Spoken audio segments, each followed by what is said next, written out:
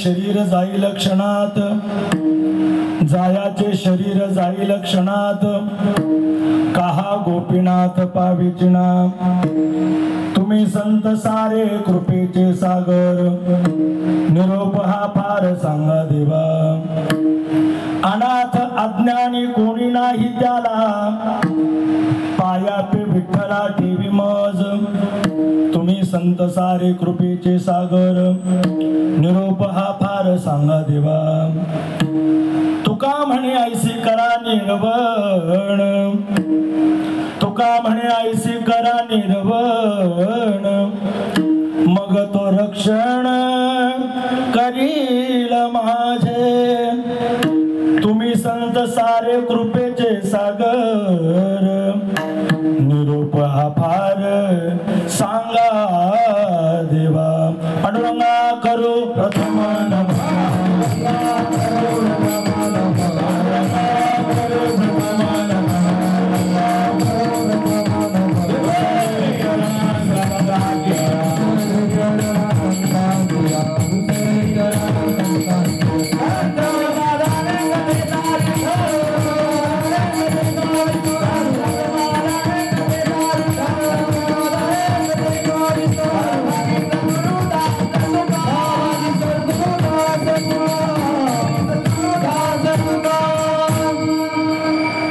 महायोग पीठे तटे भीमरथ्या, वरम पुंडरिकाय धातुं मुनीन्द्रैः, समागत्य तिष्ठन्तमानंद कंदम, परब्रह्मलिंगम भजे पांडुरंगम।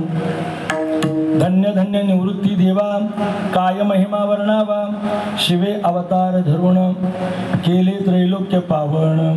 ओम नमो ज्ञानेश्वरा करुणाकरा दयाळा, तुमचा अनुग्रह लाधलो पावन झालो चराचरी। नमो सद्गुरु तुकया ज्ञानदीपा, नमो सद्गुरु सच्चिदानंद रूपा, नमो सद्गुरु भक्त कल्याण मूर्ती, नमो सद्गुरु भास्करा पूर्ण कीर्ती। रामाय रामभद्राय रामचंद्राय वेदसे, रघुनाथाय नाथाय सीताया पते नमः। जयांची केलिया स्मरण, होय सकळ विद्यांचे अधिकरण। हेची बंधू श्रीचरण श्री गुरूंचे ते नमस्कार होणे आता। जायाचे शरीर जाईल क्षणात, कहा गोपीनाथ पावेचे नाम। तुम्ही संत सारे कृपेचे सागर, निरोप हा फार सांगा देवा।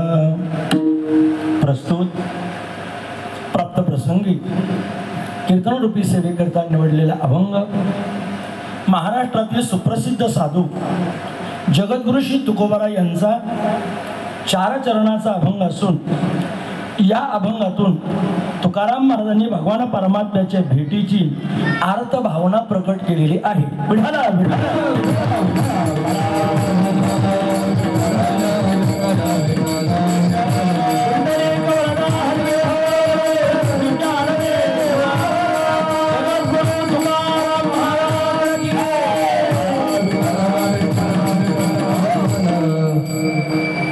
अभंगावरती चिंतन मांडण्यापूर्वी थोडा अल्प परिहार असा। पुण्य पावन असणारं हे वाशिम शहर, या शहरामध्ये आज हा जो कार्यक्रम संपन्न होतो आहे तो नैमित्तिक कार्यक्रम आहे। आपल्या सर्वांच्या सुपरिचित असणारे स्वर्गीय दिलीप गोपाळा पाटील यांच्या प्रथम पुण्यस्मरणानिमित्त म्हणा, वर्ष श्राद्धनिमित्त म्हणा, किंवा जीवात्मा मुक्ता दिनाच्या निमित्ताने तुम्ही आपण सर्व मंडळी या ठिकाणी एकत्र आहोत। त्यांना अखेरचा निरोप देण्याकरता ही कीर्तन सभा संपन्न झालेली आहे।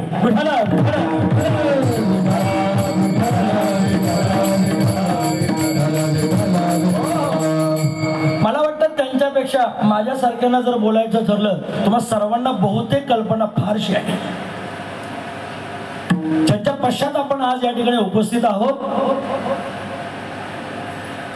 या गावातील भूमिपुत्र म्हणून समाजसेवेचं व्रत त्यांनी जीवनामध्ये हाती घेतलेलं होतं। 1 वर्षापूर्वी या परिवाराची आणि त्यांची ताटातूट झाली। जणू काही पाण्यातून मासा जसा विलगीकरण करावा, बाजूला करावा, तसं आजही या पाटील परिवाराचं हृदय त्यांच्या निमित्तानं तडफडत आहे, गैरभरत आहे। हे तितकंच खरं आहे।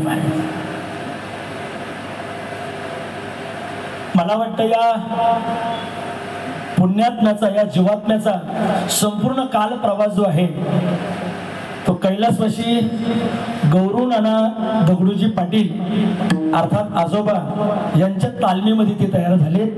फार गोड जीवन त्यांनी घालवले. त्यांचा संपूर्ण परिवार असा आहे. पत्नी आहेत दीपा दिलीप पाटील, माजी ग्रामपंचायत सदस्य वाशिम. त्याचप्रमाणे भाऊ आहेत संजय गोपाळा पाटील, सध्या ते अखंड हरिनाम सप्ताहाच्या सेक्रेटरी या पदावरती कार्यरत आहेत. त्याचप्रमाणे सुभाष गोपाळा पाटील हे देखील भाऊ आहेत. 2 मुलं आहेत सौरभ दिलीप पाटील. मला वाटतं आदरणीय सौरभजी हे राष्ट्रवादी युवा काँग्रेसचे नेतृत्व करणारे व्यक्तिमत्व आहेत आणि आपल्या वडिलांच्या पावलावर पाऊल ठेवूनच समाजाची सेवा करण्याकरता सध्या त्यांनी वर्त हातामध्ये घेतले. जरा जोरदार टाळी वाजवा त्यांच्याकरता. पुत्र देई ऐसा गुंडा त्याचा तीही लोकी झेंडा. आपल्या वडिलांनी कोरोनाच्या काळामध्ये विविध लोकांना केलेली मदत असेल, आपल्या वडिलांनी जीवनामध्ये अनेक गोरगरिबांचं केलेलं कल्याण असेल, त्या कल्याणाचाच वसा आणि वारसा याही पिढीनं त्याच जोमानं आणि त्याच उत्साहानं पुढे कार्यरत ठेवलाय. ही सगळ्यात आनंदाची गोष्ट आहे. विठाला विठाला.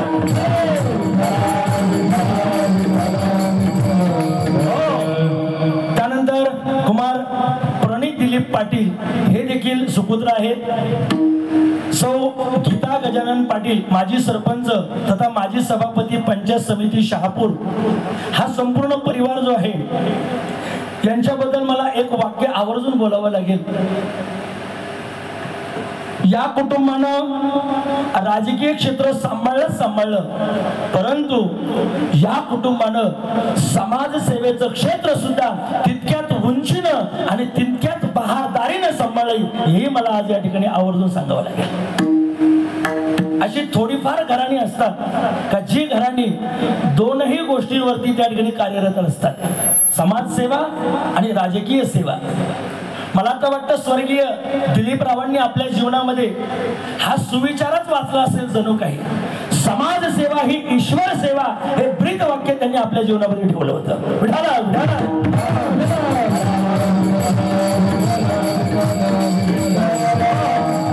आणि मंडळी, दुग्ध शर्करा योग पहा कसा आहे. ज्या माणसानं उभ्या आयुष्यभर लोकांची सेवा केली त्या माणसाचा वर्ष श्राद्धाचा कार्यक्रम, पुण्यस्मरणाचा कार्यक्रम एका महाराष्ट्राच्या राजाच्या जयंतीच्या दिवशी येतोय, त्याच्यापेक्षा दुसरं भाग्य तरी काय असलं पाहिजे. जोरदार टाळी होऊ द्या ना. पाटील परिवाराला मी तर म्हणतो भाग्य समजावं आपलं. महाराष्ट्राच्या मातीला ज्यांनी जडणघडण बोट त्या ठिकाणी दिली, ज्याला जाणता राजा म्हणून म्हणतात तो छत्रपती शिवाजी महाराज 19 फेब्रुवारी 1630 या दिवशी प्रगट झाला, या दिवशी जन्म घेतला आणि उभे आयुष्यभर महाराष्ट्राकरता लढला आणि जगला.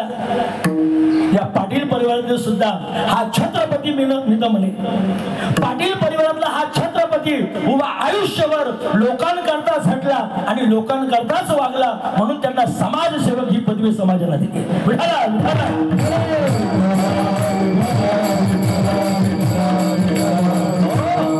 खूप त्यांच्याबद्दल बोलण्यासारखं आहे. मी पुढे कीर्तनामध्ये त्यांच्याबद्दल काही चिंतनही मांडणार आहे, बोलणार आहे. तूर्त आपल्या सर्वांच्या चरणारविंदी विनम्र भावाने अभिवादन करतो. या पाटील परिवारानं दिलेलं आमंत्रण, त्या आमंत्रणाचा स्वीकार करून या ठिकाणी आपल्या पुढ्यात उभा आहे आदरणीय परमार्थ प्रेमी श्री हरिभक्तीपरायण नारायणजी महाराज शिलार असतील. त्याचप्रमाणे या वाशिम शहरामध्ये ज्यांच्यामुळे एज्युकेटेड माणसं आणि नोकरीमधली माणसं आपल्या संत तुकाराम भजनी मंडळामध्ये कार्यरत झाली, नवे भजनाचा वसा आणि वारसा त्या नोकरदार वर्गाने घेतला. ते आमचे ज्येष्ठ गुरुवर्य म्हणायला हरकत नाही, आदरणीय करवंदे साहेब. या 2 व्यक्तिमत्वांच्या माध्यमातून मी इथं आलोय. मला वाटतं मी मागही येणार होतो, पण माझं पुण्य कमी पडलं. या वर्षी मात्र ते उदयाला आलं. मला म्हणावं लागेल साहेब, मी पुन्हा येईन, मी पुन्हा येईन. तुम्हा सर्व भाविक श्रद्धे सज्जनांच्या चरणावरती विनम्र भावाने अभिवादन करतो. आज गायनाची साथ करण्याकरता आमच्या नाशिक मधल्या गान कोकिळा इथं आलेल्या आहेत. आदरणीय रामदासजी महाराज तोकडे आहेत, आदरणीय समाधानजी महाराज भगत आहेत. मृदंगाची सेवा करण्याकरता ज्ञानेश्वर माऊली लहाने आहेत, आडनाव लहान आहे, वाजवणं फार महान आहे बरं. अशा माऊलींनाही धन्यवाद देतो. यूट्यूबच्या माध्यमातून हा संपूर्ण लाईव्ह कार्यक्रम उभ्या महाराष्ट्रामध्ये जो जातोय त्यांचे कसाऱ्याचे हरिभक्तीपरायण तन्मय महाराज फार तन्मयतेनं त्यांनी ही शूटिंग सुरू केली, म्हणून मी त्यांनाही धन्यवाद देतो. गोड साऊंड सिस्टीम दादा आपण दिली, आपल्याही चरणी विनम्र भावाने अभिवादन करतो आणि उरलेल्या वेळामध्ये काहीसं चिंतन मांडून थांबण्याचा प्रयत्न करतो. विठाला विठाला.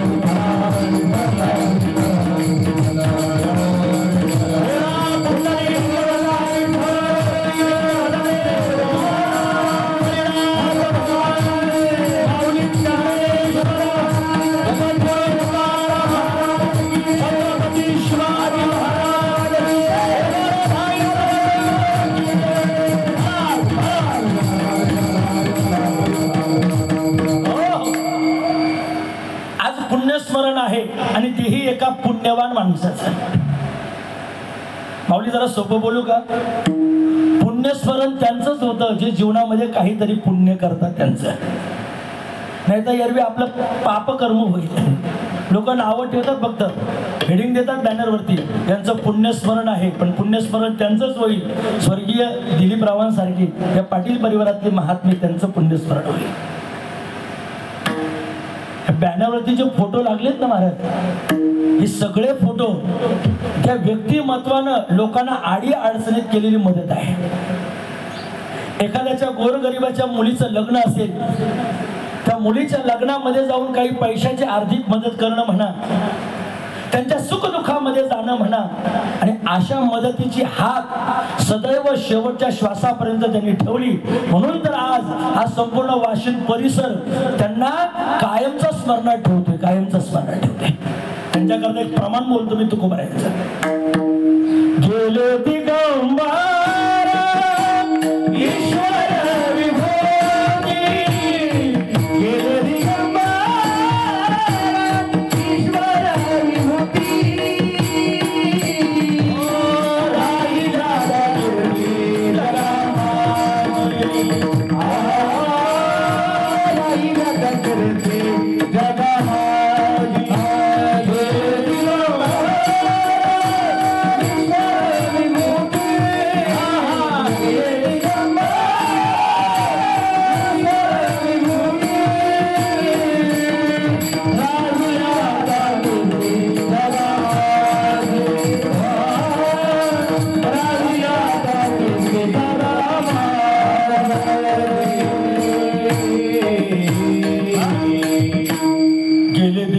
ईश्वर विभूती, राहिल्या त्या कीर्ती जगा माझी. आज ते गेलेत, पण त्यांच्या स्मृती मात्र कायमच्या आपल्या स्मरणामध्ये आहेत. त्यांना सगळी लोक टोपण नावाने दादा म्हणायचे, बरोबर ना मंडळी? दादा तोच असतो ज्याचा वादा हा कायमचा पक्का असतो, त्यालाच म्हणतात दादा.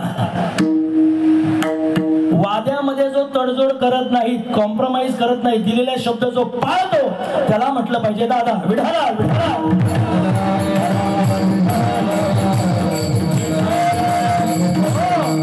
मला एक आनंद वाटला महाराजांच्या परिवाराकडे पाहून. सगळ्यात महत्वाचं, पाटील परिवार हे एज्युकेटेड दिसलं मला. दुसरी गोष्ट, समाजाची सेवा करण्यामध्ये ऍक्टिव्ह आहे, कार्यरत आहे. मग ते परमार्थाच्या अंगण असो, समाजसेवेच्या अंगण असो, गोरगरिबांना मदत करण्याच्या अंगण असो, कुठल्याही क्षेत्रामध्ये ते पुढेच आहेत महाराज. मराठी पाऊल पडते, बोला ना जरा, पुढेच पाऊल पडणार आहे आपल्या.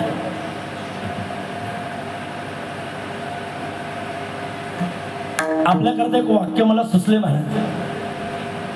स्वर्गीय दिलीपरावांनी समाजसेवा कशी केली असेल, आणि आज त्यांचे चिरंजीव राष्ट्रवादीच्या या नेतृत्वामध्ये वडिलांच्या पावलावर पाऊल ठेवून कसं कार्य करत असतील. मला असं वाटत असेल 80% त्यांच्याकडून समाजकारण होते आणि 20%च फक्त ते राजकारण करत असतील. सगळ्यात जास्त भावना त्यांची समाजाच्या सेवेमध्ये आहे. तुकोबारायांचं प्रमाण आहे याच्याकरता. वाढवी महत्व वडिलांचे, वाढवी महत्व वडिलांचे, वाढवी महत्व वडिलांचे, वाढवी महत्व वडिलांचे.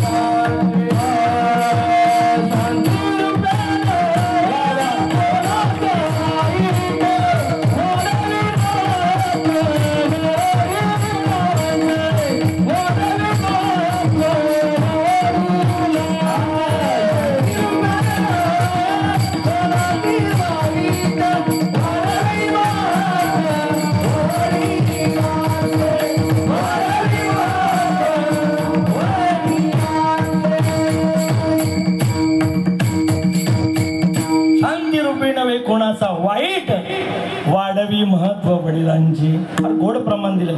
आजची गंधर्व सभा सुद्धा श्रीमंत आहे महाराज.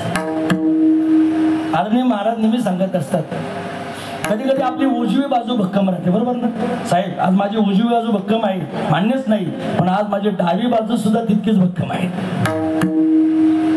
मला वाटतं दोन्हीकडून जर पाठबळ चांगलं असेल ना तर सत्ता लवकर जात नाही, असा अनुभव तुम्हालाही आहे.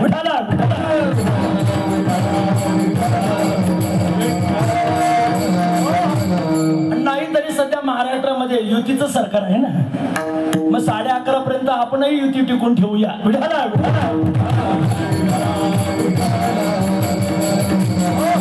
चला, जास्त विस्तार न करता अभंगाच्या दिशेने मार्गस्थ होण्याचा प्रयत्न करतो.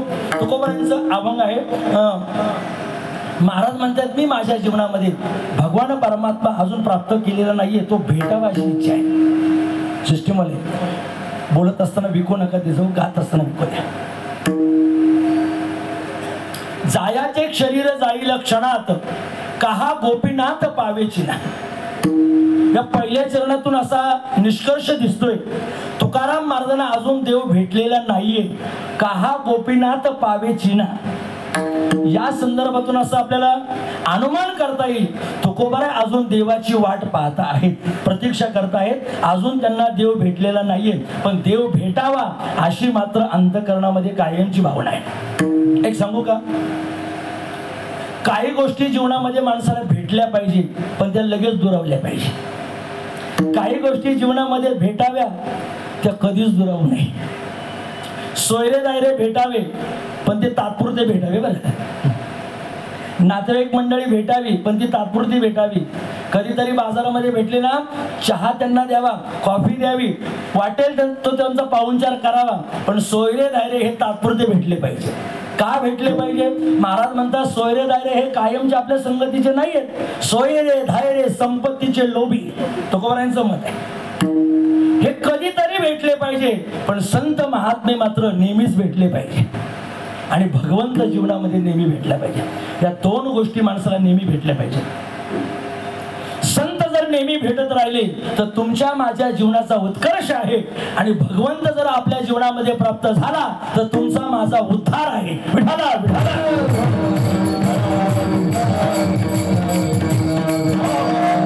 साहेब, जरा सोपं बोलू का?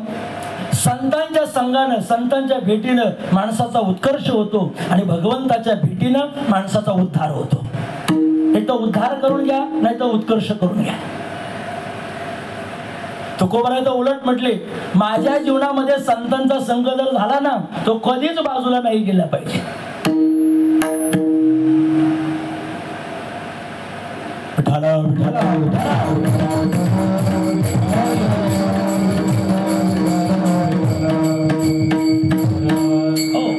न लगे मुक्ती आणि संपदा, संत संग देई सदा. सदा संग देई, सदा संग आम्हाला संतांचा पाहिजे. नामदेव महाराजांनी तर पांडुरंगा पुढं अशी मागणी केली, महाराज मागणी, मला सतत या पंढरपुरामध्येच वास्तव्य पाहिजे, आणि संगती जर द्यायची असेल तर संतांची संगती दिली पाहिजे.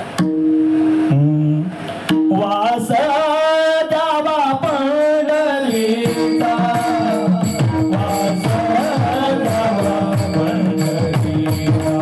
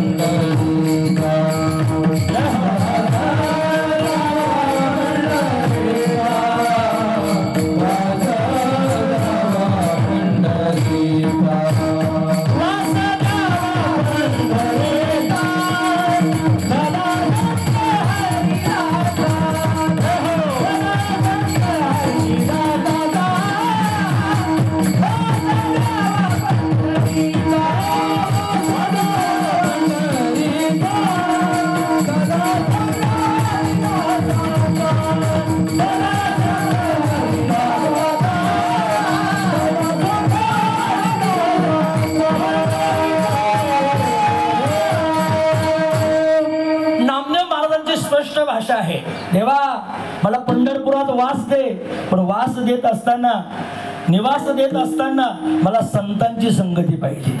वास द्यावा पंढरीचा सदा संग हरिदासांचा. हरिजनासी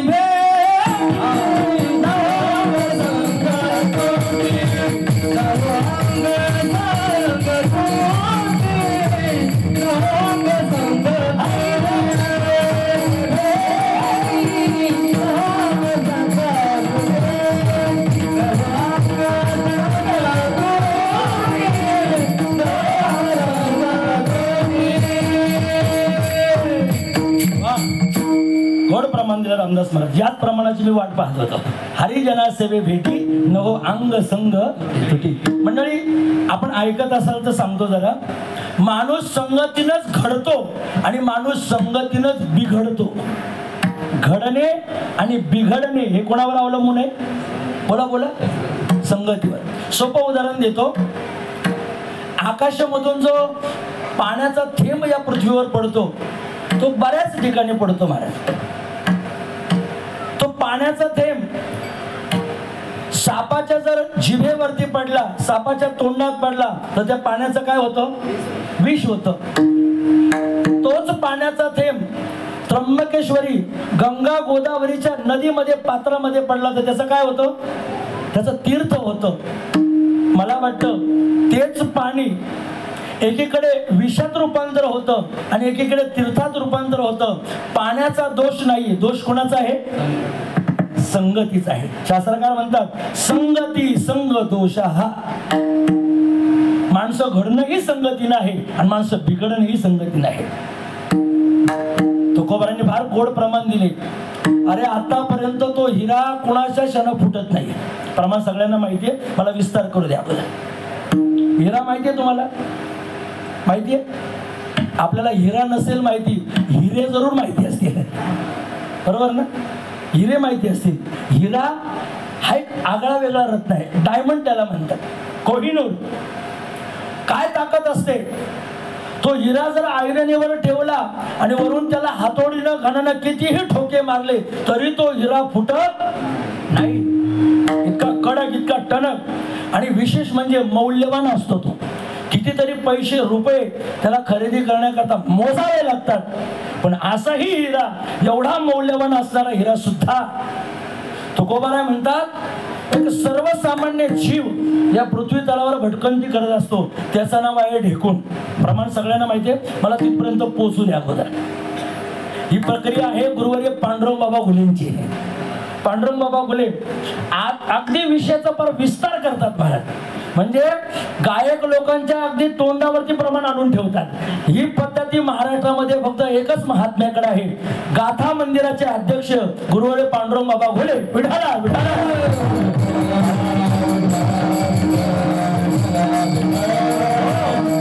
साहेब, तुमच्या माझ्यासारखे कितीतरी आपल्या लोकांची जीवनं गुरुवर्य पांडुरंग बाबांमुळेच घडली महाराज. संतांमुळे माणूस घडतो आणि दुर्जनामुळे माणूस बिघडतो. दुर्जनामुळे बिघडणं आणि संतांमुळे घडणं या मातीमध्ये नेहमीच घडतं महाराज. ऐका, तुकोबाराय म्हटले इतका टणक असणारा, इतका कडक असणारा आणि एवढा मौल्यवान असणारा हिरा सुद्धा फुटण्याचं कारण फक्त एकच झालं, त्या हिऱ्यानं ढेकणाची संगत केली.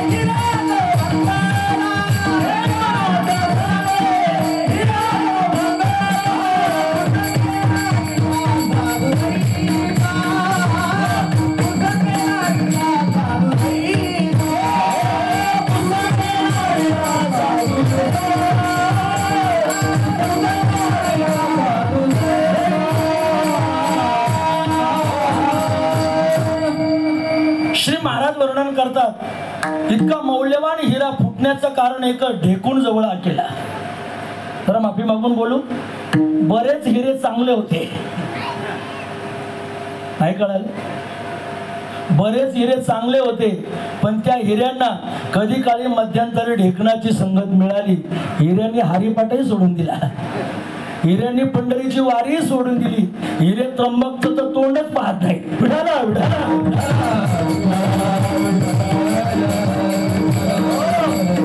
याला फक्त कारणीभूत कोण? तुम्ही म्हणा ना, मला घरी जायचंय असं, याला कारण फक्त ढेकून आहे. दुर्जनाचा संग कधीच नसावा असं शास्त्रकार म्हणतात. सज्जन हा नेहमी भेटावा, दुर्जन हा कधीच भेटू नये. तुका म्हणे क्षण नको तायाचे दर्शन. कोणाचे? दुर्जनाचे. त्याच्यापेक्षा मी दरीत राहिलो तरी बरं. तुका म्हणे दरी सुखे सेवा विधी बरी. दरीत राहणं परवडेल, पण दुर्जनाच्या संगतीत राहणं परवडत नाही. तुम्हाला विंचू माहितीये? माहिती आहे ना? विंचवा बरोबर किती दिवस आपण राहिलं, त्याची मैत्री किती दिवस केली, म्हणजे तो विंचू आपल्याला गुदगुली करेल असं वाटतं का तुम्हाला? मुंबईतले विंचू कदाचित करतील गुदगुली, पण नाशिक मधले नाही करत महाराज. कारण असंही महाराज, मुंबईमध्ये दुर्जन माणूस सुद्धा मुंबईमध्ये आल्यानंतर सज्जन होतो. हो, मी कितीतरी उदाहरणं तुम्हाला मुंबईमधली दाखवून देईल. माझ्या पुढ्यात आहेत ती माणसं. गावाकडे दुर्जन होती महाराज, पण मुंबईमध्ये आली. मुंबईचं पाणीच एवढं चांगलं, खारट असताना सुद्धा ते गोड झालं. त्यांचं जीवन बदललं महाराज. माझ्या पुढ्यात उदाहरण आहे साहेब. बैठकीत बसलो तर सांगेल मी त्यांची नावं तुम्हाला. हो, एकेकाळी अकोले तालुक्यामध्ये दारू पिऊन लोकांपुढे धिंगाणा करणारी माणसं मुंबईमध्ये आली आणि ज्येष्ठ कीर्तनकार बनली. हा मुंबईचा परिणाम आहे. टाळी वाजव मुंबई करता.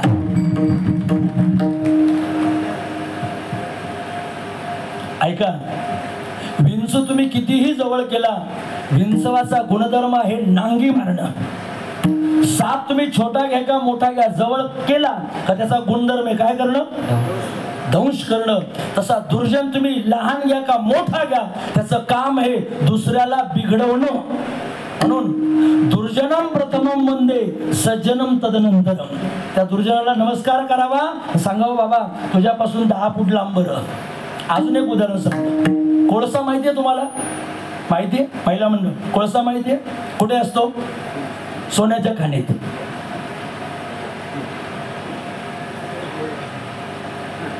कोळसा हा कोळशाच्याच खाणीत असतो. त्याचा रंग काळा असतो. हा कोळसा तुम्ही खिशात जर घेतला तर काय होईल? खिसा काळा होईल. पण खिशात टाकण्याच्या अगोदर ज्या हाताचा स्पर्श त्या कोळशाला झालाय किंवा ज्या कोळशाचा स्पर्श हाताला झालाय, अगोदर आपला हात काळा झाल्याशिवाय राहणार नाही. दुर्जनाचं सुद्धा तसंच आहे. तुमच्या जीवनात जर त्याचा स्पर्श झाला, तुमचं जीवन कलंकित झाल्याशिवाय राहणार. आणि जीवनात सगळ्यात मोठा कलंक म्हणजे हा चारित्र्याचा असतो. बरं, चारित्र्य जर बिघडलं का सगळंच मातीत गेलं महाराज. ज्ञानोबांनी स्पष्ट सांगितले, आम्ही आमचं जीवन कसं ठेवले. नमो ज्ञानेश्वरा निष्कलंका जयाची गीतेची वाचिता टीका ज्ञान होय लोका अतिभाविका ग्रंथार्थ. निष्कलंक जीवन त्यांचं आहे. शहाणी माणसं थोड्याच दिवस जगतात, पण निष्कलंक जीवन जगतात. विठाला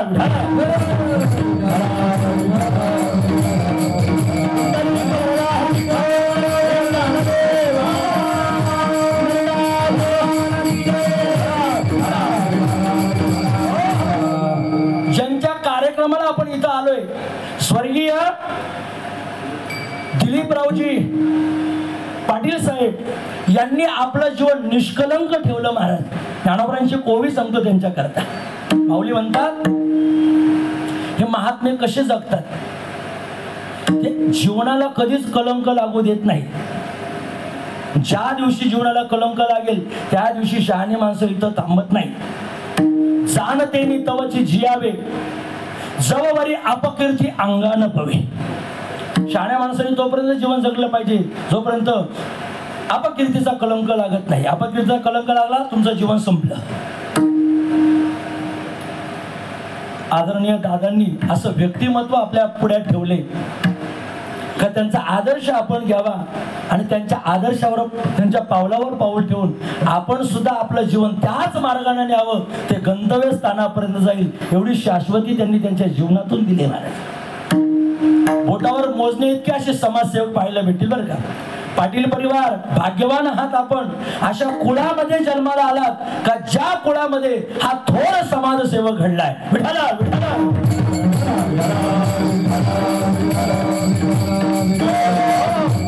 स्वातंत्र्य काळामध्ये बरेच समाजसेवक होऊन गेले, बरोबर ना.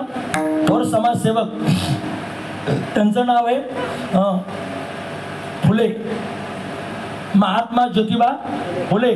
त्यानंतर महिलांमध्ये अग्रेसर समाजसेविका होत्या, त्यांचं नाव आहे सावित्रीबाई फुले. ऐका माता वर्ग, जर सावित्रीबाई फुले नसत्या तर मला वाटतं आज तुम्हाला शिक्षण क्षेत्रामध्ये कुठलीही सुविधा सध्या सरकारनं दिली नसती. हे सगळे तुमच्यावर उपकार जे आहेत ना ते सावित्रीबाई फुलेंचे आहेत. काल परवा माझा व्हिडिओ, आवाज जोरात टाळी वाजवा. टाळी वाजवण्याकरता टाळाटाळ करू नये.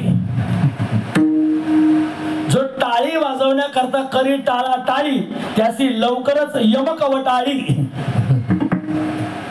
टाळाटाळ करू नका. चांगल्या गोष्टी नेहमी शेअर करत चला. आवडली ना गोष्ट टाळी वाजवा. आणि कीर्तनामध्ये विठ्ठल विठ्ठल भजन जेव्हा होईल तेव्हा सुद्धा टाळी वाजवा. विठाला विठाला.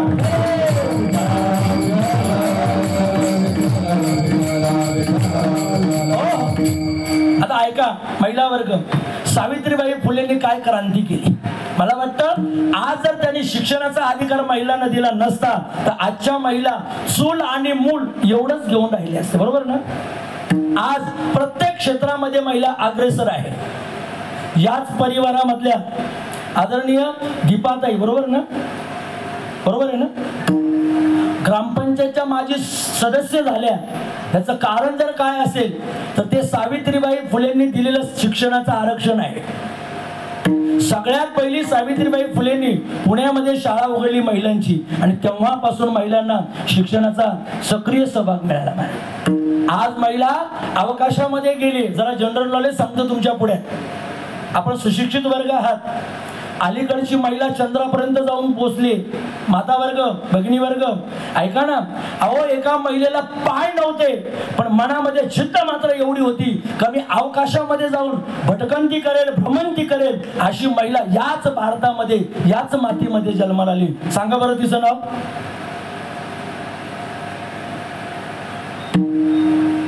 तुम्ही म्हणाल बाबा चालू द्या तुमची कॅसेट. अलीकडच्या कीर्तनकारांना सगळ्या गोष्टी शेअर केल्या पाहिजे लोकांना. अध्यात्माच्या बरोबर विज्ञान सांगावं, इतिहास सांगावा, सामाजिक जडणघडण सुद्धा सांगितली पाहिजे. मी तर या मताचा माणूस आहे. ताई ऐकून ठेवा, त्या महिलेला पाय नव्हते पण तिनं अंतराळ गाठलं. तिचं नाव आहे कल्पना चावला. काय नाव आहे? कल्पना चावला. अजून दुसरा जरा गुगली बॉल टाकू का तुमच्याकरता? प्रश्न दुसरा ऐका ना. या भारतातली पहिली महिला डॉक्टर कोण आहे? तुम्हाला 50% आरक्षण आहे ना, मग सांगा ना. आपल्या जवळच आहे महाराज ते. पुरुष वर्ग सांगा बरं जरा. भारतातली पहिली महिला डॉक्टर. शब्बास, टाळी वाजवा त्यांच्याकरता. मला तर वाटतं मोदी साहेबांना विनंती केली पाहिजे, इकडचं आरक्षण कॅन्सल करून इकडे आरक्षण वाढवलं पाहिजे. साहेब, यांना 100% आरक्षण जर दिलं ना तर उद्या सकाळ किचन आपल्याकडे आलं म्हणून समजा. विठाला विठाला.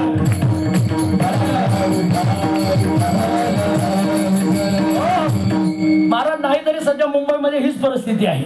महिला करतात नोकरी आणि आपण करतो भाकरी. विषय वाढेल माझा. तुम्हा सर्वांना जे सध्या त्या ठिकाणी शिक्षणाचं आरक्षण मिळाले यावरती सगळ्यात मोठी जबाबदारी आहे सावित्रीबाई फुलेंची. थोर समाजसेविका होऊन गेल्या.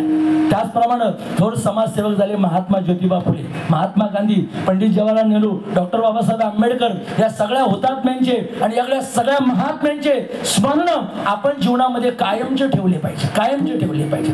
काही काही घराणे असे होऊन गेले महाराज, त्या घराण्यांनी आजही समाजाच्या पुढे आदर्श ठेवलाय समाजसेवेचं व्रत म्हणून. विस्तार वाढेल माझा. मला एकच सांगू द्या, संत महात्मे जीवनामध्ये भेटले पाहिजे आणि देव जीवनामध्ये भेटला पाहिजे. हे दोन जर भेटले, एकानं तुमचा उत्कर्ष होईल आणि एकानं तुमचा उद्धार होईल. जगद्गुरु तुकोबारायांना असंच काहीच वाटलं असावं, म्हणजे त्यांच्या जीवनामध्ये साधकीय भूमिका निर्माण झाली. साहेब साधक कशाला म्हणतात? ज्यानं 6 धाकात ठेवले त्याला म्हणावं साधक. काय बोललो मी? ज्याने 6 धाकात ठेवले त्याला काय म्हणायचं? साधक. कोणते 6? काम, क्रोध, मद, मत्सर, दंभ आणि अहंकार. हे षडरिपू ज्यानं आपल्या ताब्यामध्ये ठेवले, ज्यानं आपल्या धाकामध्ये ठेवले त्याला म्हणावं साधक. ज्याने हे 6 धुवून टाकले त्याला साधू म्हणायचं. काय म्हणायचं? साधू म्हणायचं. आणि ज्याने या 6च्या 6चा अंत केला त्यांना म्हटलं पाहिजे संत. विठाला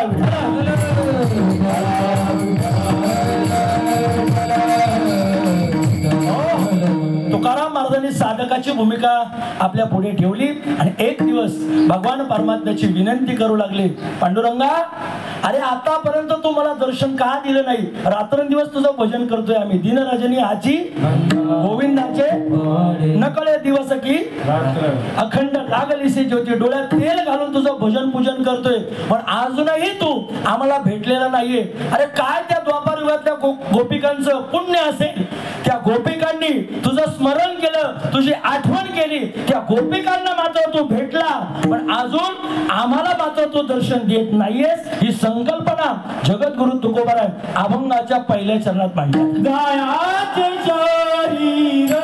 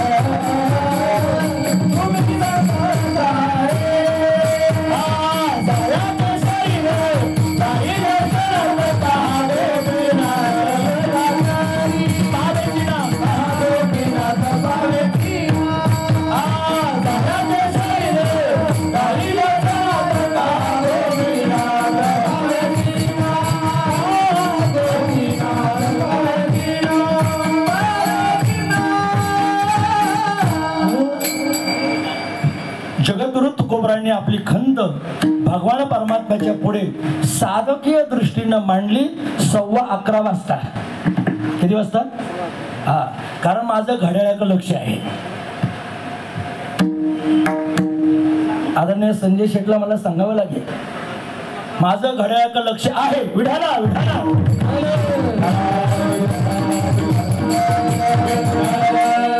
बाकीच्यांनी काय जास्त लोड घेऊ नका, फक्त कीर्तन फायुजीत ऐकत चला.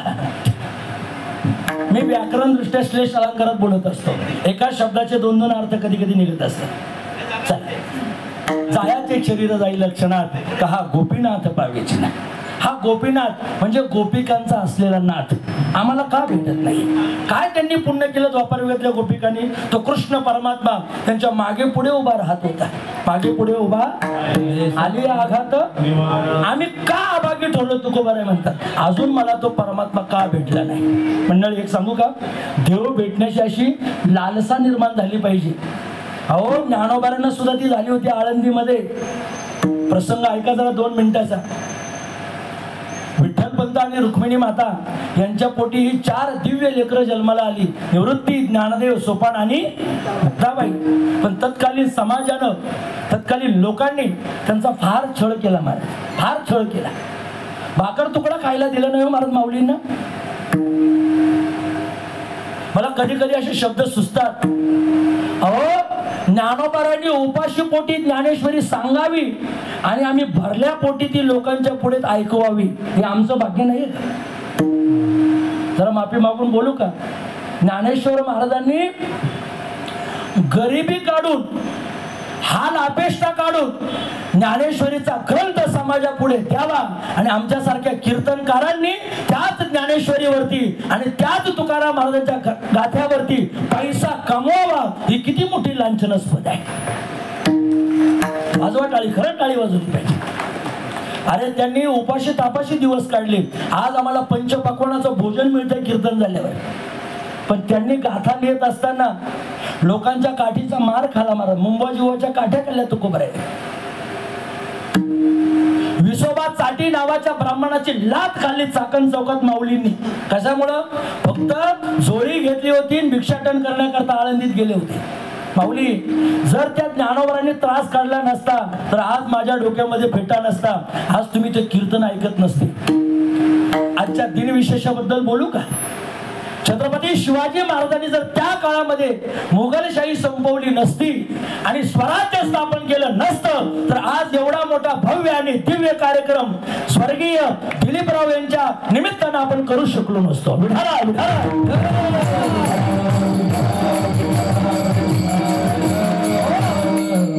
या मातीला भेटले ते ज्ञानोबा, या मातीला भेटले ते तुकोबा आणि या मातीला भेटले ते शिवबा. ज्ञानोबा, तुकोबा, शिवबा आणि एकोबा यांच्यामुळेच ही महाराष्ट्राची माती आजही शाबूत आहे. त्या ज्ञानोबारांना घडलेला प्रसंग, माऊली एक दिवस सिद्धपेठामध्ये बसलेले होते. झोपडीची ताटी बाजूला केलेली, कोवळं ऊन आपल्या अंगावरती पडते आणि माऊलींनी सहज एका झाडाकडे लक्ष दिलं. झाडाकडे लक्ष दिल्यानंतर त्या झाडावरती कावळा बसलेला होता. कोण? कावळा. ऐका ना जरा, सगळ्या जगानं ज्या कावळ्याला नकारावं त्या कावळ्याचा स्वीकार संत महात्म्यांनी केलाय. नारायण महाराज एक गोड वाक्य आहे. ज्ञानोबा हे संत आहेत. मला वाटतं सगळं जग ज्यांचा आव्हान करताना संत त्याचाच पहिल्यांदा स्वीकार करतात, त्याचाच स्वीकार करतात. कावळा हा कुणालाच आपल्या जवळ यावा असं वाटत नाही. वाटतं का?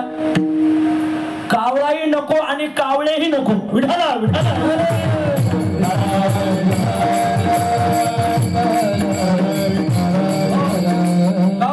हो मंडळी, कोकिळेचा आवाज हा गोड असतो, बरोबर ना? आणि कावळ्याचा आवाज हा कर्कश असतो. कर्कश असलेला कावळा कोणालाच आवडत नाही, पण गोड बोलणारी कोकिळा मात्र सगळ्यांना हवीशी वाटते. हो, कबीरदास महाराजांचा दो आहे बरं का, आपण तो चालीत म्हणण्याचा प्रयत्न कर, चालेल ना? कबीरदास महाराज म्हणतात, अरे ती कोकिळा कुहू कुहू बोलते तर सगळं जग तिला आकर्षित होते. मी स्वाध्याय परिवाराचा विद्यार्थी बरं का. स्वाध्याय परिवाराचे प्रणेते पूज्य श्री पांडुरंग शास्त्री आठवले यांनी आपल्या भावगीतांमध्ये, भक्ती पेरीच्या गीतांमध्ये फार सुंदर लिहिलेलं आहे. ऋतू वसंतातील कोकिळ कुहू कुहू बोले, पांडुरंग आले आले पांडुरंग आले. ऋतू वसंतातील कोकिळ कुहू कुहू बोले, पांडुरंग आले आले पांडुरंग आले. हो, ती कोकिळा कुहू कुहू कुहू बोलते, सगळं जग त्या कोकिळेचा स्वीकार करतं. कावळा मात्र कावकाव करतो. घरावर जरी बसला तरी लोक दगड मारतात. कोणाला? कावळ्याला. कबीरदास महाराजांनी हाच दोहा जरा तयार केला. अरे कावळा काही कुणाचं घरातलं धन नेत नाही आणि कोकिळा काही कुणाला घरामध्ये धन देत नाही, तरी सुद्धा समाज कोकिळेला जवळ करतो आणि कावळ्याचा तिरस्कार करतो. असं का? का किस का धन हरे कोयल किसको दे, कागा किसका धन हरे डाळ डाळ, कोयल किसको दे, मीठी पानी बोल कर जग अपनो कर लेत कबीरा,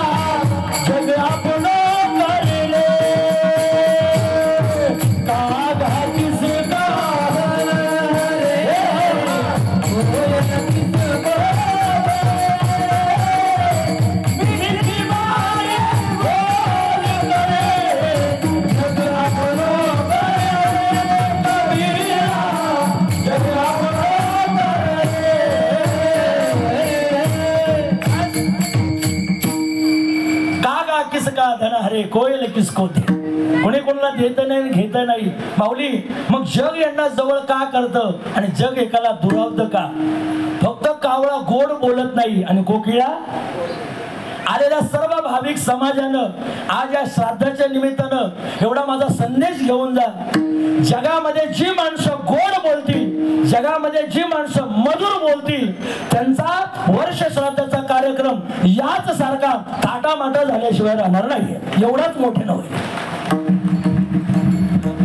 स्वर्गीय दिलीप रावांनी आपल्या जीवनामध्ये मधुर भाषण ठेवलं महाराज. मधुरावाणी ओठी, मधुरावाणी ओठी,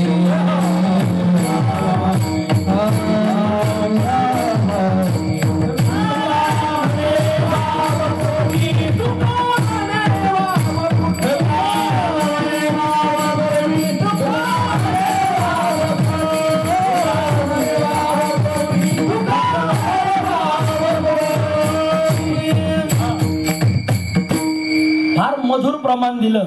मला वाटतं स्वभाव सुद्धा तेवढाच मधुर असेल तुमचा. मधुर माणसाकडून मधुरच प्रमाण येतात, कारण देव सुद्धा मधुर आहे. आधरम मधुरम वदनम मधुरम मधुराधिपते अखिलम मधुरम कुंजम मधुरम धेनो मधुरम मधुराधिपते अखिलम मधुरम. अरे आमच्या आराध्य दैवत असणाऱ्या पांडुरंगाचं सगळं मधुर आहे. आमच्या भक्तांचं का मधुर असणार नाही? आमची वाणी मधुर, आमची कृती मधुर, आमचं सगळंच मधुर. मधुराधिपते अखिलम मधुर, सगळं मधुर आहे. स्वर्गीय दिलीपरावांचं किती बोलणं मधुर होतं. ज्ञानोबाराय म्हणतात साच आणि मवाळ मिळले आणि रसाळ शब्द जैसे कल्लोळ अमृताचे. पाटील परिवारानं शेवटच्या श्वासापर्यंत लक्षात ठेवलं पाहिजे, आपल्या घरामध्ये ही समाज सेवेची नाळ जोडणारं व्यक्तिमत्व जे निर्माण झालंय ना, त्या व्यक्तिमत्वाचा परिचय संपूर्ण समाजानं तर या ठिकाणी दिलेलाच आहे. पण मला वाटतं ते ज्यांच्या तालमीत तयार झाले त्यांच्याकरता टाळी वाजवून मी त्यांचं नाव घेतोय. कैलासवासी गौरव नाना दगडूजी पाटील, जोरदार टाळी वाजवा. खरं तर ते नानांच्या तालमीत तयार झाले आणि नाना किती हुशार असतात, नाना किती मोठे व्यक्तिमत्व असतात, हे या पाटील परिवारातल्या गौरू नानांकडे पाहिल्यानंतर तुमच्या लक्षात आलं असेल. विठाला विठाला.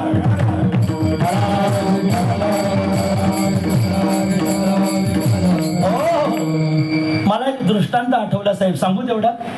आता नाव घेतलं नानांचं म्हणून दृष्टांत आठवलाय. नाना हे किती हुशार राहतात. पुण्यामध्ये नाना फडणवीस नावाची पेशी होती, माहिती असेल तुम्हाला, इतिहास वाचलाय तुम्ही. अत्यंत हुशार व्यक्तिमत्व. जरा माफी मागून बोलतो बरं का, फडणवीस हे हुशारच राहतात. ज्यांना कळालं त्यांना धन्यवाद. बाकीच्यांनी 12 वाजता जेवणासाठी तयार व्हा. हे नाना फडणवीस अत्यंत हुशार. त्यांच्याकडे एक व्यक्ती गेला, 2 घोड्या होत्या महाराज. घोड्या म्हणजे पखवादाच्या नाही, कशा प्राण्यांमधल्या. त्या प्राण्यांमधल्या घोड्या नेल्या आणि त्या नानांना पुढे सहज प्रश्न सांगितला, नाना याच्यामधली आई कोणती आणि मुलगी कोणती ओळखून दाखवा. पहा किती हुशार, किती प्रगल्भ असतात नाना नावाचे व्यक्ती. पुण्यामध्ये मुळा मुठा नावाची नदी, कोणती नदी आहे? मुळा मुठा. त्या नदीमध्ये 2ही घोड्या नानाने प्रवाहित करून दिल्या. त्या घोड्या पोहू लागल्या, पण एक घोडी पुढं पोहत होती, दुसरी घोडी मागं पोहत होती. आलेल्या व्यक्तींना नानाने चटकन उत्तर देऊन टाकलं, तुम्ही म्हणत होता ना याच्यामध्ये आई कोणती आणि मुलगी कोणती, ऐका ना माझं उत्तर. हा नाना तुम्हाला सांगतोय, अरे पुढं चालली ती आई आहे आणि मागं चालली ती तिची मुलगी आहे. कशावरून? अनुमान प्रमाण. जग सुद्धा असंच आहे ताई. आपली आई जशी वागली तशी मुलगी वागते आणि आपला बाप जसा वागला तसा मुलगा वागतो. विठाला विठाला.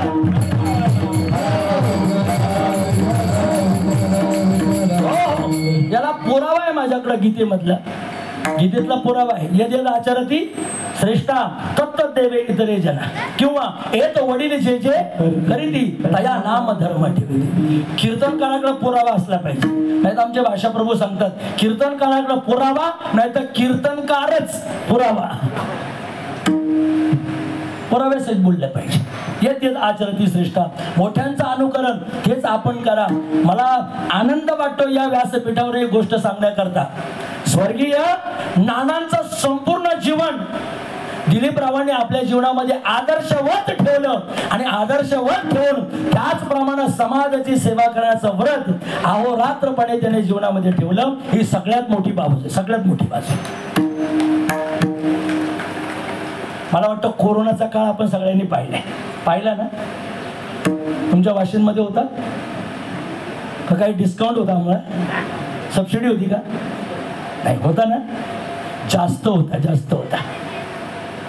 महाराज, कोरोनाने कुणाला काय शिकवलं मला नाही माहिती, पण कोरोनाने मला मात्र एक गोष्ट शिकवली माऊली. आपले कोण आणि परके कोण हे मला कोरोनामध्ये कळालं. विठाला विठाला.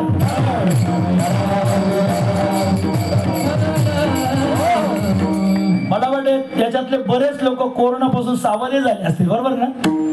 हवेत उडणारी माणसं होती अगोदर. कुठं उडत होती? बरीच माणसं हवेत उडत होती, पण हवेत उडणारी माणसं जसा कोरोना आला तशी पुन्हा जमिनीवर आली. मला वाटतं भगवंतानं एक गोष्ट करायला पाहिजे. तुम्हाला आवडेल का ना आवडेल, पण मी आज सांगून जातोच. देवानं एक गोष्ट करायला पाहिजे. जसं प्रत्येक 3 वर्षानंतर देव धोंड्याचा महिना देतो, त्याला पुरुषोत्तम मास म्हणतात, त्याला मलमास म्हणतात. आपल्याकडे काय म्हणतात? कोकणात काय म्हणतात त्याला? अधिक मास ना. जसं भगवंत दर 3 वर्षांनी अधिक मास देतो, मला वाटतं तसं देवाने दर 3 वर्षांनी कोरोनाचा मास सुद्धा दिला पाहिजे. कोरोनाचा मास्क दिला का लोक ऑटोमॅटिक मास्क लावल्याशिवाय राहत नाही. विठाला विठाला.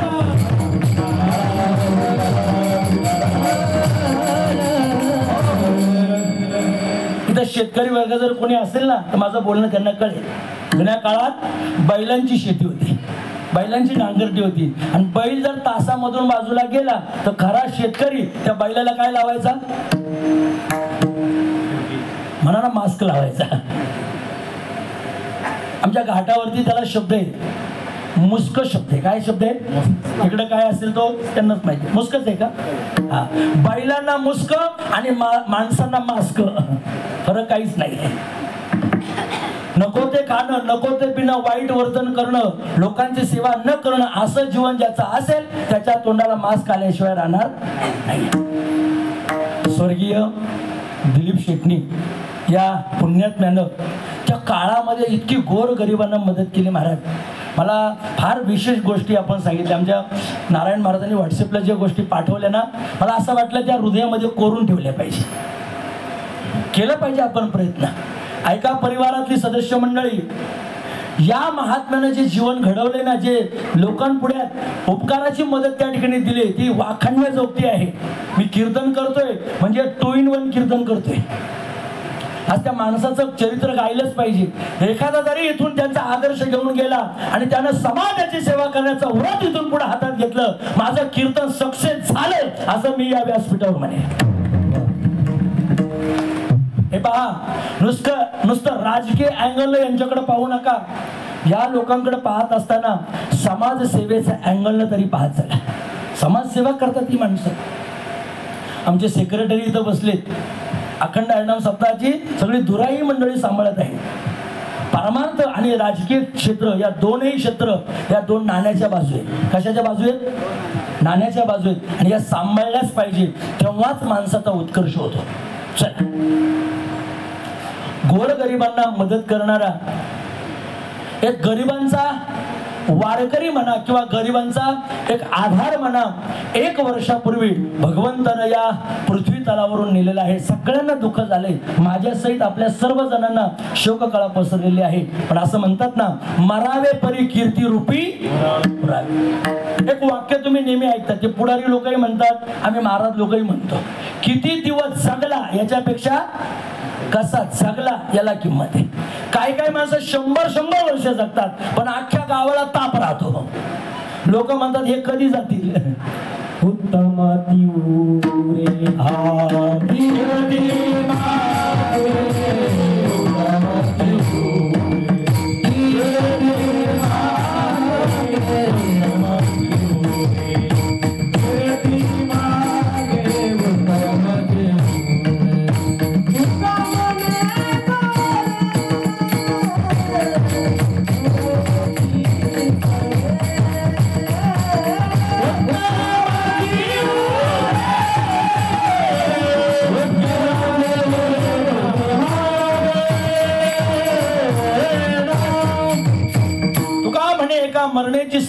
उत्तमाची उरे कीर्ती मागे. आज त्यांची कीर्ती कायमची इथं शिल्लक राहिली. मला अजूनही 2-3 गोष्टींचा उल्लेख करून जायचंच आहे. हे पहा, ही तुळशीची रोपटं ही सगळी परिवारातली मंडळी वाटताय.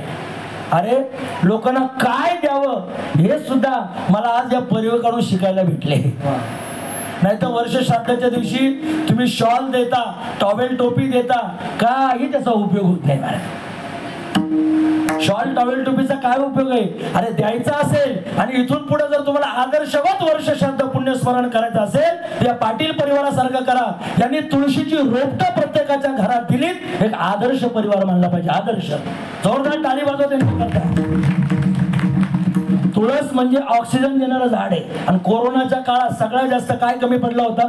ऑक्सिजन. मला वाटतं स्वर्गीय दिलीपरावांनी या पुण्यस्मरणाच्या निमित्ताने हेच सांगितलंय, आम्ही जरी कोरोनाच्या काळात कमी ऑक्सिजन पडून काही लोक इथं गेली असतील, पण मी माझ्या स्मरणाच्या निमित्तानं, माझ्या आठवणींच्या निमित्तानं प्रत्येकाच्या दारामध्ये एक तुळशीचं झाड देतोय. म्हणजे प्रत्येकाच्या दारासमोर दिलीपराव कायमच्या स्मरणात राहणार आहे. विठाला विठाला.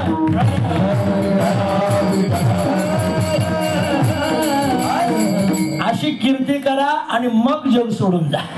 महाराज म्हटले, आम्ही आमच्या जीवनामध्ये संत महात्म्यांनी देव प्राप्त करून घेतला. ज्ञानोबांनी सुद्धा त्या आळंदीमध्ये पर्णकुटी समोर उभे असताना त्या कावळ्याला विचारलं होतं, कावळ्या, अरे तू जर मला देवाची भेट घालून दिली ना तर तुला किती वाटेल त्या गोष्टींचं मी आमिष देईन. प्रमाण सगळ्यांना माहिती आहे, फक्त प्रस्तावना मांडून जातो. महाराज किती छोटा कावळा हो, त्या कावळ्याच्या पायाला म्हटले मी तोडा बांधेल सोन्याचा. अजून काय करील? तू जर मला पांडुरंग रूपी पाहुणा इथं आणून दिला तर दही भाताची उंडी मी तुझ्या तोंडाला लावेल. फक्त तू सत्य सांग, खरं सांग, तर तो पांडुरंग परमात्मा कधी मला जीवनामध्ये भेटेल. साहेब, माणसाच्या जीवनात 2 पाहुणे राहतात. एक देव पाहुणा राहतो आणि एक यम पाहुणा राहतो. कोण कोण कोण? एक देवरूपी पाहुणा आणि दुसरा यमरूपी पाहुणा. खरं सांगावं, तुम्हाला कोणता पाहुणा पाहिजे? मी देतो लगेच त्याचा मोबाईल नंबर. माझ्याकडे दोघांचे मोबाईल नंबर आहे. तुम्हाला देवाचा जर पत्ता पाहिजे असेल, तुम्हाला देव जर पाहिजे असेल, नामस्मरण रूपी मोबाईल नंबर डायल करा. देव तुम्हाला भेटल्याशिवाय राहणार नाही. आणि तुम्हाला यम रूपी जर पाहुणा पाहिजे असेल तर मग दुष्कृत्य करा. यम रूपी पाहुणा तुम्हाला भेटल्याशिवाय राहणार नाही. विठाला विठाला.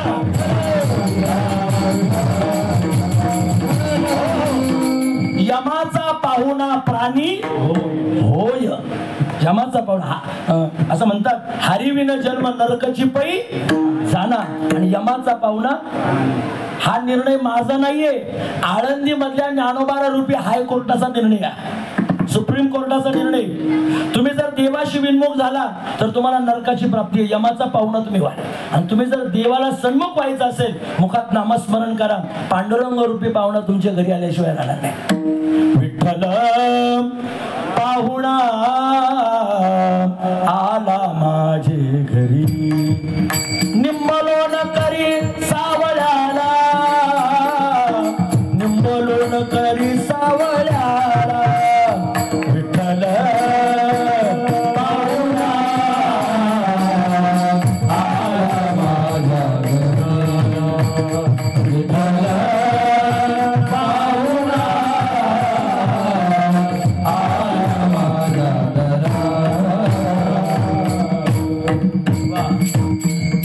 देव आपल्या घरी पाहुणा यावा, हीच भावना ज्ञानोबरांची, हीच भावना तुकोबरांची. महाराज म्हटले, पहिलं तो गे काऊ कोकताय, शकून गे माये सांगताय,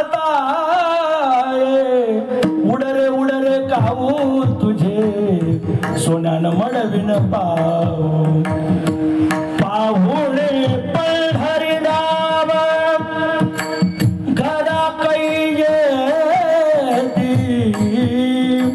उडरे उडरे काऊ तुझे सोन्यानं मडविन पाऊ, उडरे उडरे काऊ तुझे सोन्यानं मडविन पाऊ.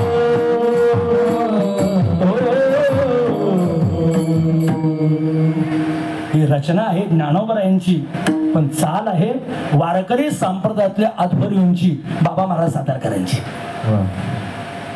मला वाटतं आपल्या वाशिमच्या सप्ताहामध्ये किंवा या परिसरामध्ये बाबा महाराज येऊन गेलेत ना बऱ्याच वर्ष ना. एक आवर्जून उल्लेख करेल, संपूर्ण या परिसरामध्ये 1 नंबरचा सप्ताह जर कोणी करत असेल तो वाशिम ग्रामस्थ मंडळी करतात. हे मी आवर्जून तुमच्या पुढे सांगेल. आवर्जून 1 नंबर सप्ताह असतो. सगळे महाराज चिंतनी आपण या ठिकाणी बोलवता आणि एक आदर्श त्या सप्ताहातून तुम्ही लोकांना देता. तुम्हाला धन्यवाद आहे. चला, बाबा मला सातारकरांनी काय दिले? आंबिया, डहाळी, फळे, चुंबी, रसाळे, अजून काय काय देणार? महाराज म्हटले त्या कावळ्याला मी दही भाताची उंडी लावीन तुझे तोंडी, सत्य सांग गोटी विठू येईल केव्हा. पाहुणा घरी यावा अशी महाराजांची अपेक्षा आहे. तुकोबारांच्या घरी ते झालं होतं. पाहुणे घरास जे आले ऋषिकेशी काय करू उपचार, काय करू उपचार,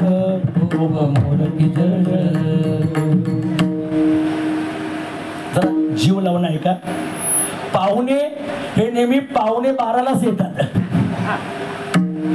11:45 पाहुणे आले तुकोबारांच्या घरी. कोण? पांडुरंग रूपी पाहुणा आला. काय होतं त्याला देण्याकरता? महाराज, अरे त्या तुकोबारांची अवस्था जर पाहिली, आम्ही सदैव सुडके जवळी येता चोर. विजयच्या दिवशी जेव्हा तुकोबारा वैकुंठाला जाणार होते त्या अगोदर 5 दिवस पांडुरंग रूपी पाहुणा त्यांच्या घरी आला होता. काय पाहुणचार केला? काहीच नाही महाराज.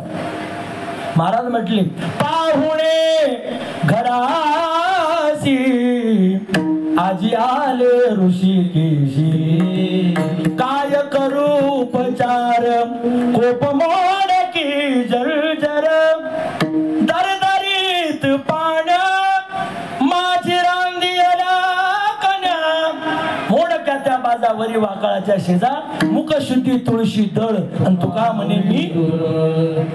तुकाराम महाराजांनी पांडुरंग रूपी पाहुण्याला तुळसच दिली आणि स्वर्गीय दिलीप रावांनी सुद्धा पुण्यस्मरणाच्या निमित्तानं आलेल्या लोकांना तुळसच दिली. हा महाराष्ट्राचा सगळ्यात मोठा कळस आहे, तुळशीचा कळस. विठाला विठाला.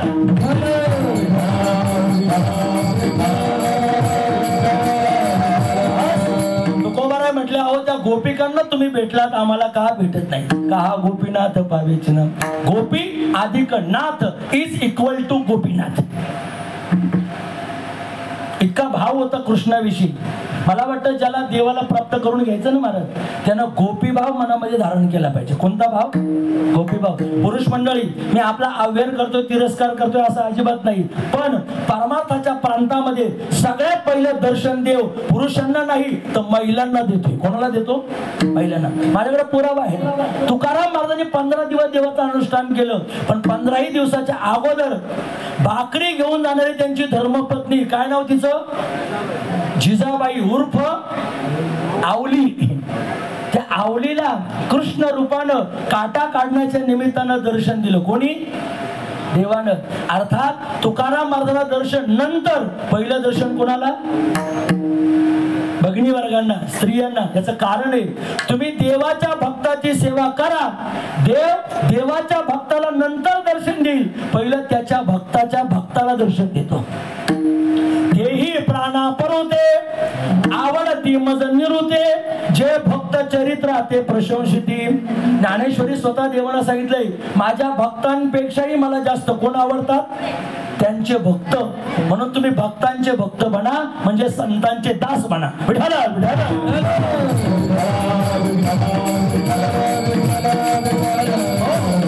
ठीक आहे महाराज, तुम्ही म्हटले गोपी बना आणि गोपी भावांना देवापर्यंत जा, पण गोपिकांची काही स्टेप असेल ना भक्ती करण्याची.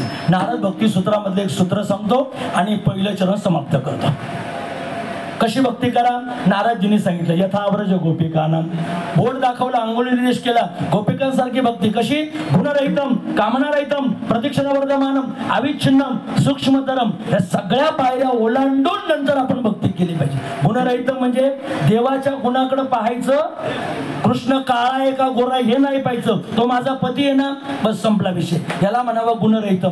कामनारहितम म्हणजे देवाची भक्ती करतोय, त्याच्या मोबदल्यात मला काहीतरी मिळालं पाहिजे अशी भावना न ठेवणं, याला म्हणतात कामनारहितम. जरा सोपं बोलू का महाराज? आपण सत्यनारायण जरी घरी ठेवला, सत्यनारायणाची पूजा करतो ना आपण, सत्यनारायणाची पूजा केली का लगेच महाराज त्या ब्राह्मणाकडून संकल्प सोडून घेतो. पूजा पाहिली तर थोडी आणि संकल्प पाहिला तर मालगाडी एवढा संकल्प राहतो आपला, बरोबर ना?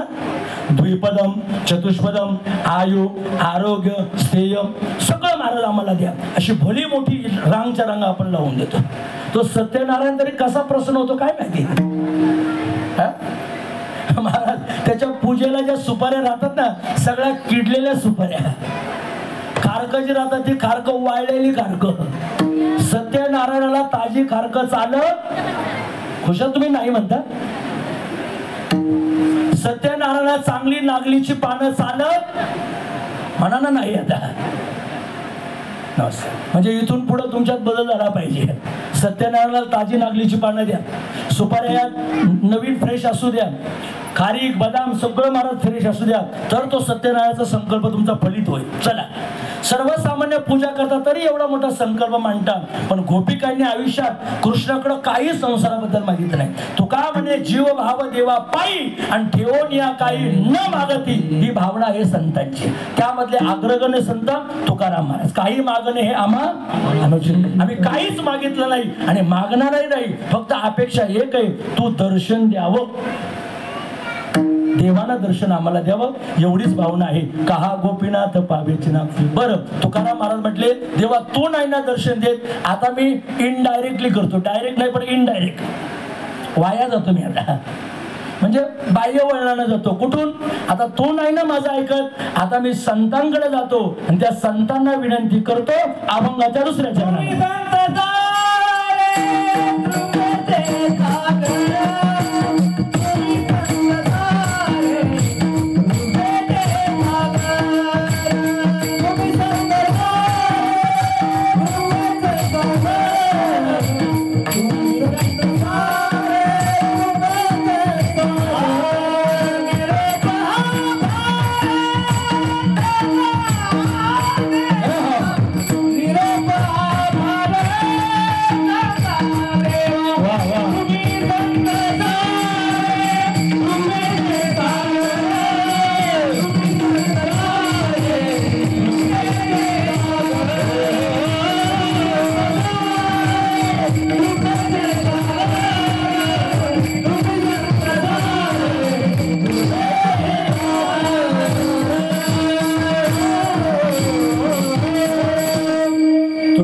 सारे कृपेचे सागर, निरूप हा फार सांगा देवा. संत महात्मे हे दयेचे सागर असतात, कृपेचे सागर असतात. काकड्यामध्ये आपण रोज प्रमाण म्हणतो, साधू संत माय बाप जे का दयेचे सागर, भावाचे मुख्य स्थान कोण म्हणले. इथली मंडळी काकडा भजन करणारे आहेत आणि कीर्तनकार सुद्धा काकडा करणारच आहे. आमच्या गतीर परिवारात सगळी फॅमिली भजनी मंडळ आहे. साहेब म्हणजे आमचे आधारस्तंभ आहेत. नांगरे साहेब झाले, करवंदे साहेब झाले, आम्हाला फार मोठी त्यांची मदत असते परमार्थ. असो, महाराज म्हणतात दया हा संतांचा मूळ स्थायी भाव आहे. काय वाक्य बोललो मी? दया हा संतांचा मूळ स्थायी भाव आहे. दया करणं हे त्यांना क्रमप्राप्त आहे. दया करणे जे पुत्रासी आणि त्याची दासा आणि दासी. मी ज्यांच्या निमित्तानं कीर्तन करतोय त्या स्वर्गीय दिलीपरावांनी सुद्धा, या पाटील परिवारातल्या सदस्यांनी सुद्धा समाजावरती दयाच केली आणि त्या दयेचे पोटी त्यांच्याकडून समाजसेवा घडली. समाजसेवा घडली. पुन्हा एकदा सांगतो, समाजसेवा हीच ईश्वर सेवा. हे ब्रीद वाक्य जणू काही या घरानं आपल्या हृदयामध्ये कोरून ठेवले. एवढी या ठिकाणी त्यांची सेवा आहे. असो, तुकोबाराय म्हटले अशा संत महात्म्यांकडे मी माझा अर्ज दाखल केला पाहिजे आणि तो माझा नाही केला. का केला? तुम्ही संत सारे कृपेचे सागर. मग निरोप हा फार सांगा देवा. माझा निरोप तिथपर्यंत पोचवा. का पोचवा? अनाथ आज्ञाने कोणी नाही त्याला पाया पे विठ्ठला ठेवी. मला कुणीच नाही, मी सगळ्यांना सोडले. आता मी अनाथ झालोय. अनाथाचा नाथ जनार्दन. म्हणून तुम्ही मला लवकर भेटा. जर तुम्ही मला भेटलात मी सगळ्या गोष्टी सोडून देईल. महाराज म्हटले तुका म्हणे ऐसी करा मग तो रक्षण करेल. तो भगवान परमात्मा जरूर आणि जरूर माझं रक्षण केल्याशिवाय राहणार नाही. अशी भावना श्री तुकोबारायांनी आजच्या अभंगामध्ये साधकीय दृष्टीने त्या ठिकाणी आपल्या पुढे ठेवली. भगवान करो आपल्याही जीवनामध्ये तशी तशी भूमिका यावी आणि तो गोपीनाथ आपल्यालाही मरण्याच्या अगोदर एक क्षण का होईना दर्शन त्यांना द्यावं एवढीच भावना व्यक्त करतो आणि वाणीला पूर्ण विराम. सर्वांनी हाताने टाळी वाजवा आणि मुखानं पांडुरंगाचं भजन. विठोबा